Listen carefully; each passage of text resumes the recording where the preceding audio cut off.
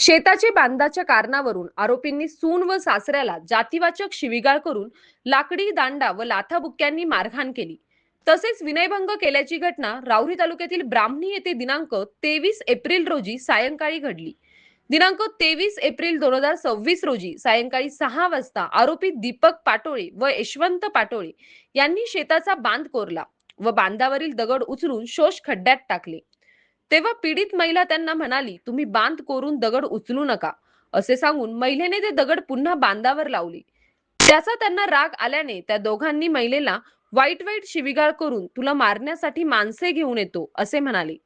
त्यानंतर सायंकाळी 6:30 वाजेदरम्यान पीडित महिला घरासमोर असताना तिथे आरोपी आले. त्यांनी पीडित महिला व तिच्या सासऱ्याला जातीवाचक शिवीगाळ करून लाकडी दांडा व लाथाबुक्क्यांनी मारहाण केली. तसेच महिलेचा ब्लाऊज फाडून लज्जा उत्पन्न होईल असे वर्तन करून विनयभंग केला. तसेच आमच्याकडे तलवारी, दांडे, गज आहेत, तुम्हाला मारायला आम्हाला वेळ लागणार नाही असे म्हणून जीवे मारण्याची धमकी दिली.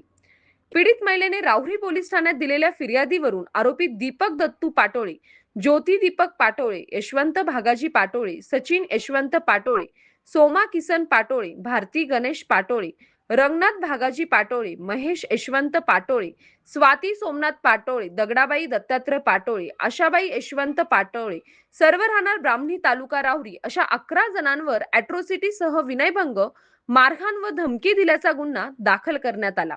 पुढील तपास श्रीरामपूर येथील उपविभागीय पोलीस अधिकारी जयदत्त भवर हे करीत आहेत. सतीश फुलसौंदर सह राजेंद्र मसे, MS न्यूज 15 राहुरी. अशाच नवनवीन बातम्या पाहण्यासाठी चॅनलला सबस्क्राईब करा.